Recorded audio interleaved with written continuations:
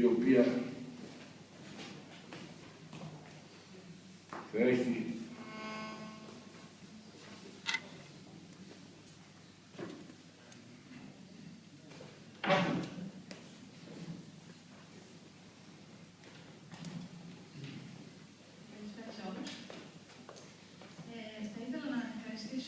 πάρα πολύ τον κύριο Χριστομανέα για την προσφορά που έκανε στο σύλλογό μας και σε εμάς, τους αθλητές.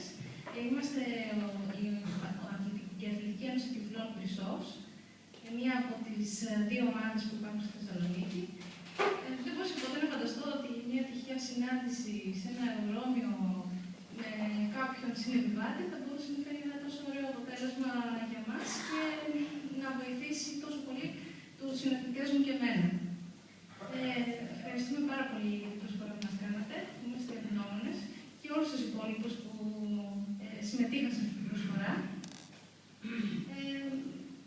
Εμείς από μεριά μας δεν θα το ξεχάσουμε ποτέ και μακάρι να υπάρχουν άνθρωποι που θα βοηθήσουν με αυτόν τον τρόπο.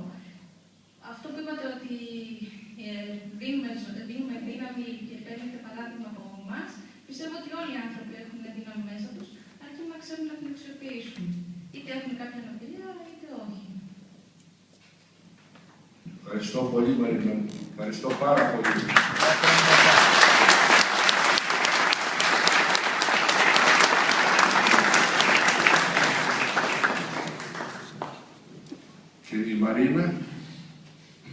Και η Μαρίνα, θα μας μιλήσει. Στο μικρόφωνο. Το μικρόφωνο.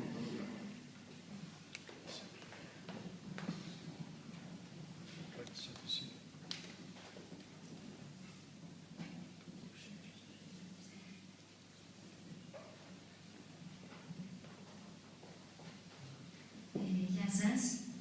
Καλησπέρα σε όλους. Ήθελα να ευχαριστήσω πρώτα απ' όλα τον κύριο Μανέα για όλα τα καλά λόγια που είπε για μας και για το σύλλογο και για μένα προσωπικά. Κύριε Μανέα, κάθε φορά που μιλάτε για μένα και γενικά για τέτοια παραδείγματα, μας κάνετε να αισθανόμαστε άσχημα. Εγώ απλά θέλω να πω για τους τέχνες και γενικά για τον τεκτονισμό ότι έχω ακούσει μόνο καλό ότι κάνουν. Σέβονται και εκτιμούν τον άνθρωπο και όλα τα έργα ευφυΐας που γίνονται από τους τέκτονες δείχνουν ότι αγαπούν πάρα πολύ τον άνθρωπο. Σας ευχαριστώ πάρα πολύ που με ακούσατε.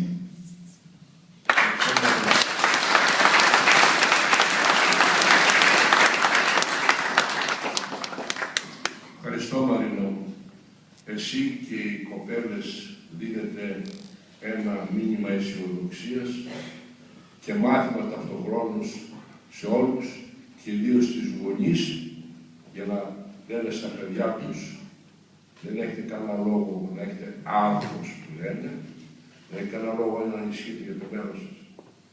Ένα μόνο μήνυμα να έχετε, να εργάζεστε και να είστε βέβαιοι ότι θα πετύχετε.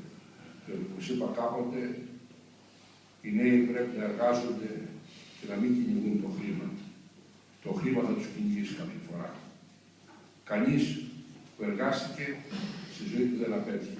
Μπορεί να έχει σκαπανεβάνει, αλλά στο τέλος πάντοτε βγαίνει κερδισμένος. Πάντοτε αναγνωρίζεται και πάντοτε παίρνει την αμοιβή που δίδει η κοινωνία στους ανθρώπους οι οποίοι εργάζονται στο προσφέρον. Σας ευχαριστώ πάρα πολύ για τη χαρά και την ευκαιρία που μου δώσατε να δείξω ότι εγώ μπορώ να βοηθήσω. Και αισθάνομαι την ανάγκη αυτή σαν έκφραση ευγνωμοσύνης σε αυτό. Δεν μπορώ να προσφέρω τίποτα, αλλά στους ανθρώπους μπορώ να δώσω κάτι για να πω, Θεέ μου, αναγνωρίζω την προσφορά σε μένα και βοηθώ και εγώ τους συνανθρώπους μου στο μέτρο που μπορεί κάθε άνθρωπος να βοηθήσει. Δεν είναι απαραίτητο να κάνει κανείς αυτοκίνητα και ένα κουλούρι καμιά φορά φτάνει. Ένα τηλεφώνημα φτάνει. Ένας λόγος φτάνει. Ο λαός είναι ο λόγος σου το χόρτασε και το ψωμί σου φάει. Ας κάνουμε τουλάχιστον το λόγο του συνανθρώπους μας που έχουν ανάγκη.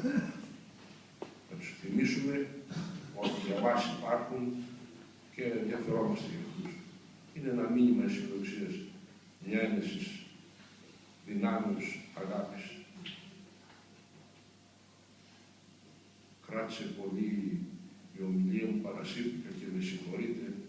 αλλά ξέρετε, είμαι ήδη 88 ετών, μπήκα στα 88 ετών, δεν ξέρω αν θα βγω ή θα με βγάλουν, αλλά δεν ξέρω και αν θα σας ξαναδώ, να σας ξαναμιλήσω. Τουλάχιστον θέλω να θυμόσαστε αυτό το παράδειγμα αυτών των παιδιών. Έφερα εδώ, παρεκάλεσα για να σας δείξω τι μπορεί να κάνει ο άνθρωπος όταν αγωνίζεται, όταν πιστεύει σε κάτι το οποίο υπηρετεί. Και εμείς οι τέκνονες πιστεύουμε ότι είμαστε αφοσιωμένοι στην έννοια της αδελφότητας, της αλληλεγγύης και του ανθρωπισμού. Σας ευχαριστώ πολύ όλους και παρακαλώ το Σοφόκλο να αναλάβει πάλι.